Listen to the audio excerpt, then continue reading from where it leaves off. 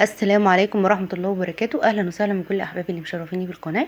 تعالوا النهاردة بقى نعمل عصير مانجا، بس مش اي عصير مانجا. هنعمل عصير المانجا بتاع المحلات اللي بتروحي كده تشتري كوباية العصير من اي محل او كافيه كده تلاقيها بمبلغ خرافي، بس بيبقى طعمها حكاية حاجة تانية.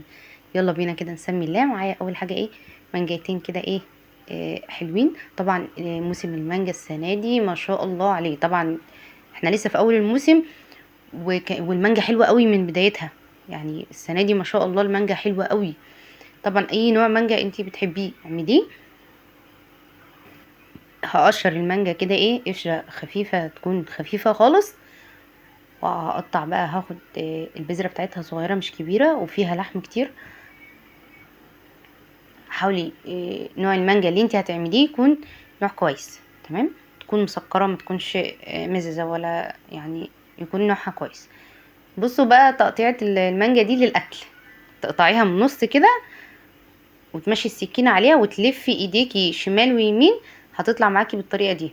لو انت عايزة تاكليها من غير ما، او تعمليها للولاد من غير ما يبهدلوا الدنيا. والمعلقة كده وتحطيها جوه المانجا وتطلعي، والبزراية بنفس الطريقة برضو بتطلعيها. تمام. انا عملت المانجا كلها وحطيتها في الشفشق بتاع الخلاط. هنزل عليها كوباية من السكر وكوباية من اللبن الساقع، وهنزل بكمان كوبايتين مية ايه، مية ساقعة، مش هحط تلج ولا حاجة. تمام. انا هنزل بميه ساقعه كده مع اللبن. والخطوه دي بقى هي اللي بتودي لك العصير في حته تانية. معلقتين من الكريم شانتيه. طبعا انت هتحطيهم بودره، انا عشان بشتغل في الحلويات كتير فكان عندي كريمه مخفوقه. انت حطيها بودره مخفوقه مش هتفرق. تمام.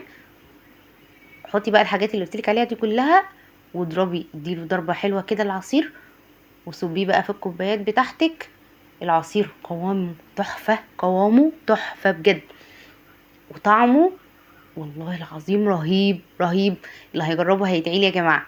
ده العصير اللي انت تشربيه في الكافيهات او في المحلات، لو طلبتيه كده بتلاقي سعر الكوبايه منه يعني حرام بجد تشتريها من بره. اعمليها في بيتك باقل مقادير، وعامله الحاجه عارفه هي نظيفه ازاي، وعاملاها لولادك بايديكي وعارفه نظافتها ازاي. والطعم مش عايزه اقول لكم، ما شاء الله تحفه تحفه تحفه. بس اللي وصل لغايه هنا بقى ما ينسانيش بلايك وشير يا جماعه.